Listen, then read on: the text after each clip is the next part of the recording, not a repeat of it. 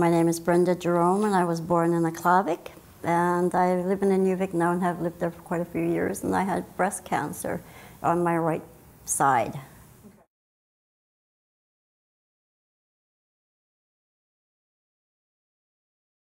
My greatest challenge was dealing with the fact that I had cancer. And then accepting the fact that I did have it, then determining that I wasn't going to lay down and die just because I had it. When I was diagnosed with cancer in my right breast, by finding that out at the time that I did, it gave me an option to make a choice as to whether I was going to live or die, or how long I would be able to live before I died. I had to make my mind up about very fastly as to how I was going to deal with it, you know, and whether I was going to deal with it head on or try to run away from it or try to hide it. You know, those are the things that you think about, I think, are the options that you do have, and my option was to go head on, you know. I strongly believe, and I think people really should believe, that there is living and then there's dying, and every one of us is going to die. And when you find out something bad is happening to you, you don't just sit back and wait for you to die. You know, you don't just sit back and say, okay, well, you know, I've been diagnosed with a big C, which means you're going to die. Well, I'm sorry, you know, Brenda is not going to sit down and wait to die. And I'm not going to be there just because the doctors tell me to, and I'm not going to take just whatever the doctors, nurses, whoever throws at me, because I'm not their guinea pig. I'm a human being, and I'm going to live the way I want to live until I die.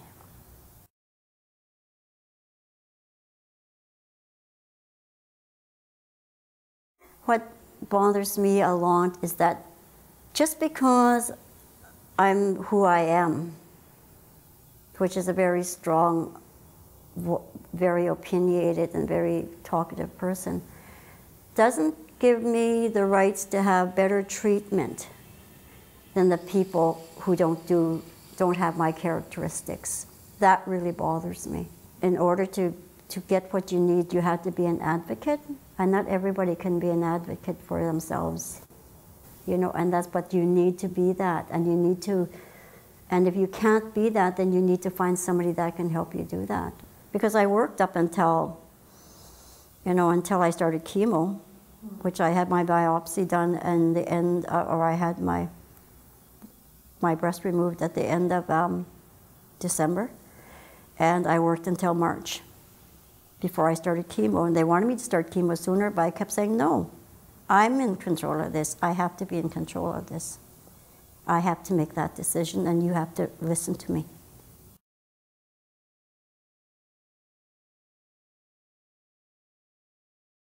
Being isolated is really, is where I'm at.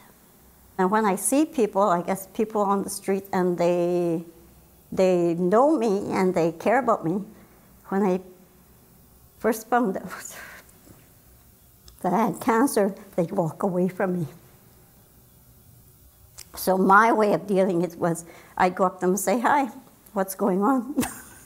You know, so they'd have to talk to me. I had one person say, you know, Brenda, you're not even sick. It's just you. Okay. Yeah, it's just me, bald head, no head, still just me.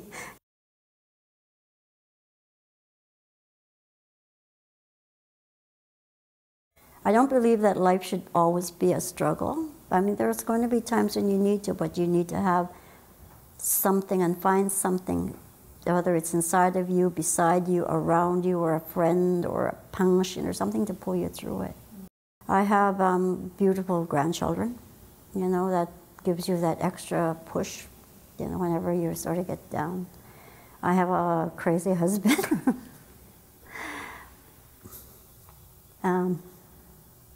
I have my children, you know.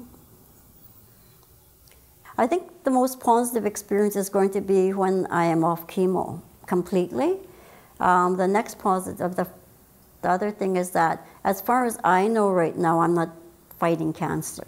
Right now, I'm cleaning out whatever bad cells I had in me from, you know, the cancer that's been spreading around like little seeds all over my body.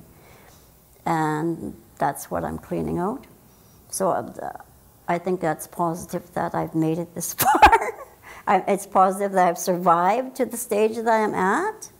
You know what? If you've survived going through cancer for 6 months, you're a survivor. I don't care if you survived going through it for 2 months. If you made it that far, you're a survivor. Because it's not an easy thing to go through. It's not something where you're forced to go through. You know? It's something where you make yourself go through it. And if you make yourself go through it and go that far, then you're a survivor. And to me, that's very important. That people realize, too, that it's not just, you know, it's not just people who complete it and then are cancer-free and going on their life. You know, it's people who made it even part way there, who's lived an extra, you know, length of time because they fought to live that time. That's made them survivors.